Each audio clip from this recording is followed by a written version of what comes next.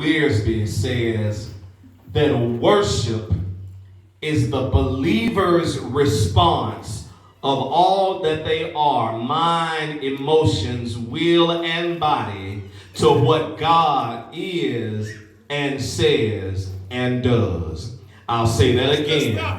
Worship is the believer's response. Their mind, their emotions, their will, and their body. It is their response to what God is, says, and does. So according to Warren Wearsby, in order to worship the true and living God, first and foremost, in order to worship, you have to be a believer.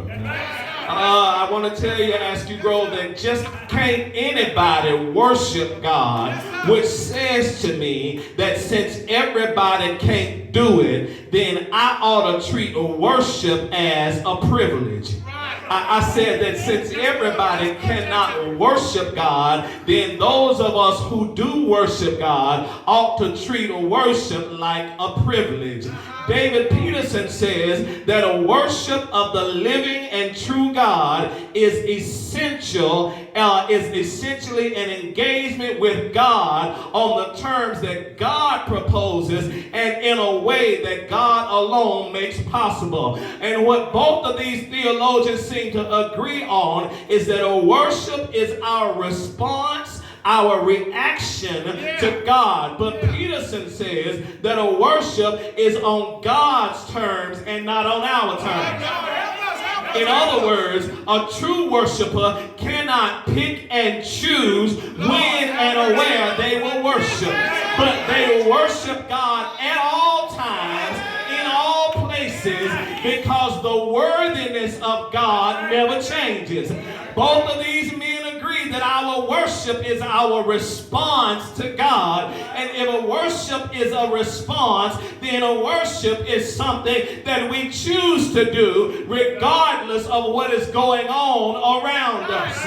In other words, we choose to recognize and celebrate the worthiness of God even in the midst of what seems to be a worthless situation. And what we'll find out again is that you can't call yourself a real true worshiper of the living God if you gotta wait until you get to 521 Longtown Road, Salem, Mississippi. You can't call yourself a true worshiper of God if the choir gotta sing no one else like you, if the deacon gotta pray knee bow, body bent before the throne of grace, if you gotta wait for the preacher to shout, "He's worthy, he's worthy." You can't worship God if you pick and choose when you worship God, because God is worthy of your worship no matter where you are. And so what the text is teaching us today is that watching, because worship, here it is, worship is actually born in the midst of situations that seem to be worthless. Here it is. At the beginning of chapter 4, you may know the story of Ruth and Boaz. Boaz has made up in his mind that he will serve as the redeemer for Ruth and Naomi. The purpose of the redeemer is to buy back property on the behalf of a deceased person so that their legacy and their name are carried on.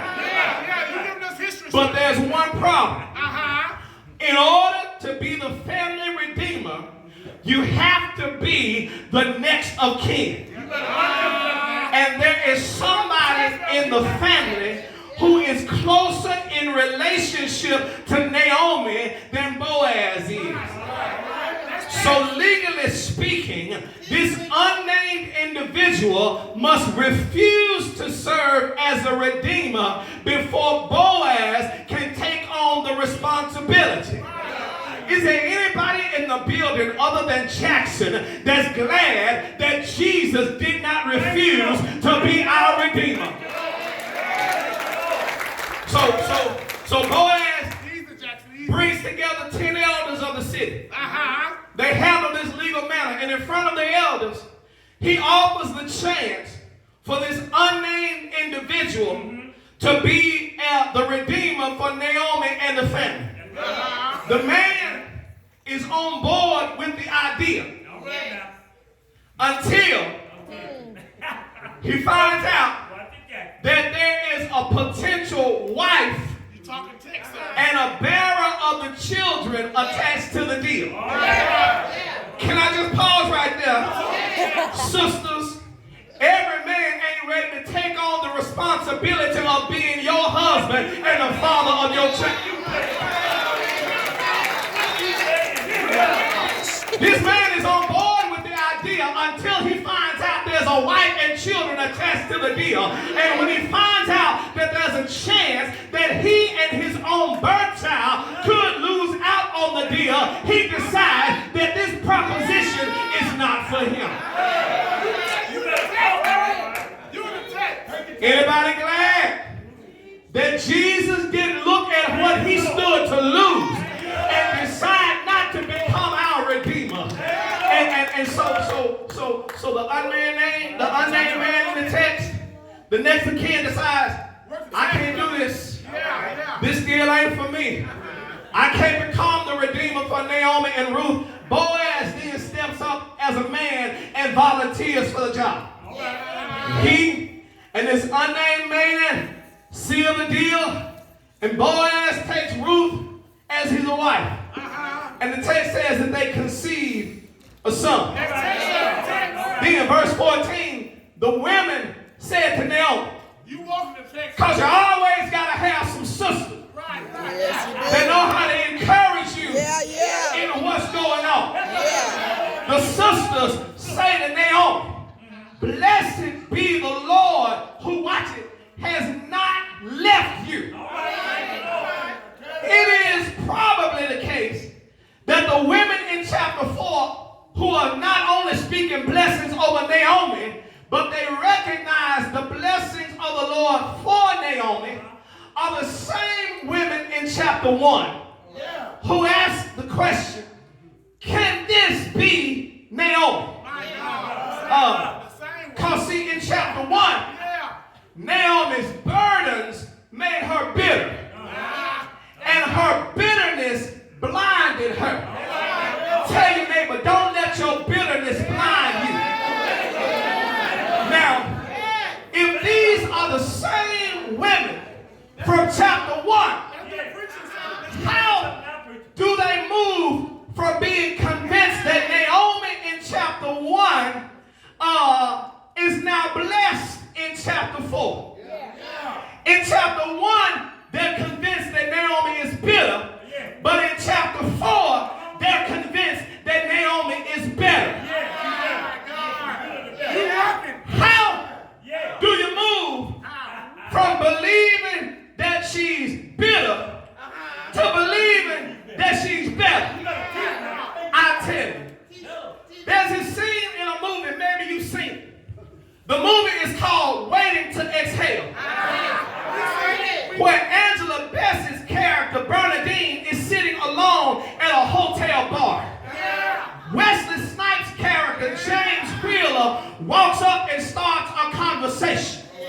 Bernadine is clearly not interested because she thinks that James is trying to drop his line and throw his game. He tries to convince her that he's only interested in conversation. That he'll soon be hopping on a plane and going back home to his loving wife. At one point during the conversation, after they share their personal story, James looks at Bernie and he says, look at you. Life has hit you with its best shot and you took it. Then he looks at her and he says, girl, you know you bad. Bernadine tries to protest, but James stops her and he says, oh yeah, you bad. And I bring this story up because I believe that the women knew that Naomi was one bad sister. The women in the text understand that the Lord has moved Naomi from bitter to better and made be funny when I say bad, but what you don't understand is that bad stands B-A-D, blessed and delivered. And the reason you can't see it that way is because you think being blessed has to do with not losing anything at all. But blessings are not discounted by what you lost. Your measure of being blessed is by what you got to keep. Naomi lost her husband, but she kept a home she could go back to. She lost her sons, but she kept a daughter-in-law who turned out to be better than 7 sons. You measure being blessed by what you get to keep. But not only was Naomi blessed, but she was blessed and delivered. In other words, the Lord had brought Naomi through some stuff. The Lord had delivered her out of some tough situations. And she was still here in spite of what she had gone through. That's a word for somebody. Naomi has gone through a lot, but she was still here. Had to leave home, but she was still here. Lost her husband, but she was still here. Lost her sons, but she was still here. Lost one daughter-in-law, but she was still here. And the reason she's still here is because the Lord was working in her life. So I just want to know, am I staring at any bad folk in the building? Is there anybody in here who knows that you're blessed and delivered? See, give me a little on this mic. See, the reason people didn't respond is because you think you lost too much to say that you're blessed. But I dare you to focus on what you kept and not on what you lost. You lost the job, but you kept your family. You might have lost the car, but you kept some friends who didn't mind giving you a ride. Might have lost the insurance, but you kept your health and the wellness. Might have lost some money, but the Lord let you keep your mind. Might have lost the relationship, but you kept your dignity. House might burn down, but you still got the clothes on your back. Is there anybody in the building who knows that even though you lost some stuff, you're still blessed because of what you kept? And because of what you kept, you can still count your blessings one by one. But you ain't just blessed because of what you kept. Because blessed means, bad means blessed and delivered. Is there anybody here who knows that the Lord delivered you out of some stuff? Anybody can testify that after all I've been through, I'm still here. Financial ruin, but I'm still here. Bankruptcy, but I'm still here. Operations and surgery, but I'm still here. Lost some family members, but I'm still here. Dialysis, but I'm still here. And here's how I know I ought to have some amens. Somebody has been delivered from some stuff. But somebody has been delivered from themselves.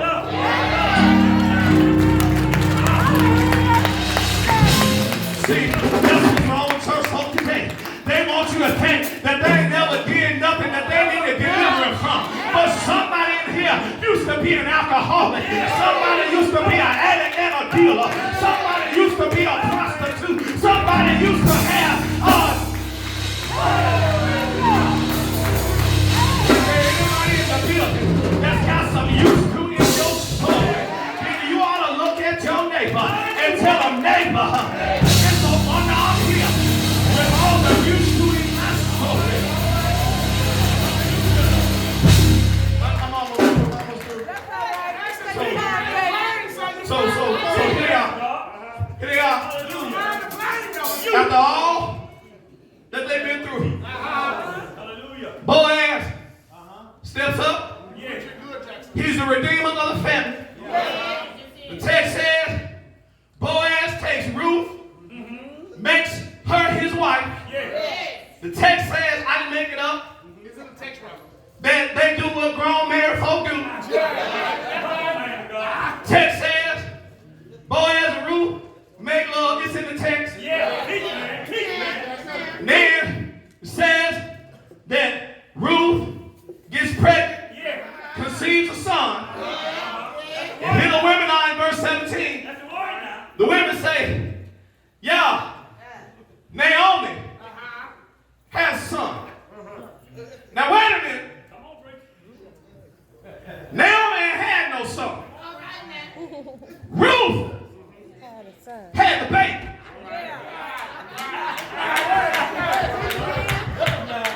And the women say, Naomi has a son. How in the world does Ruth give birth? But the women say Naomi is the mama. Ruth and Naomi ain't the only somebody at Askew Grove who daughter had a baby that Big Mama had to step in and raise. I wish I had somebody.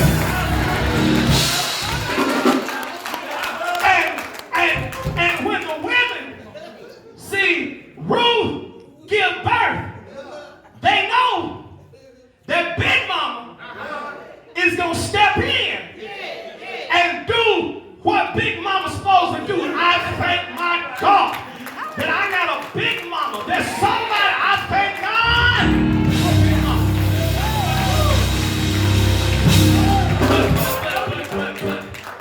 The women say, tell you what, want you to name this baby Obed.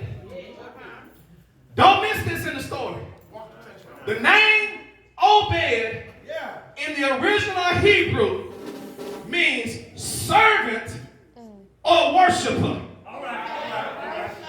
And what I'm trying to show you is that after all that the Ruth, Naomi, and Boaz go through, after all of the adversity, the difficulty, troubles, and trials, what they not going to do is allow what they've been through to stop them from giving birth to a worshiper. As a matter of fact, from this text, what we understand is that adversity and difficulty, trials and tribulation are actually the events that make it possible for a worshiper to be born. Famine hit the land, but Obed was still born. Husbands and sons died, but Obed was still born. Family members walked out, but Obed was still born. Ruth had to get work cleaning in the field, but Obed was still born. Obed had to be born out of the circumstance.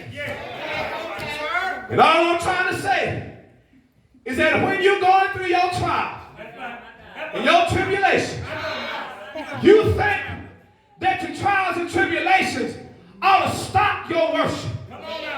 But really, what your trials and tribulations prove is that you're qualified to worship. I'm through preaching. But is there anybody in the building that's got some overdue bills that qualifies you to worship? Is there anybody in the building that's got some wayward acting children that qualifies you to worship?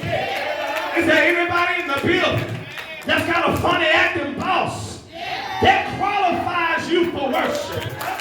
Anybody in the building ever got a pink slip on your job that qualifies you to worship? Anybody in the building ever had some sickness in your body that qualifies you to worship?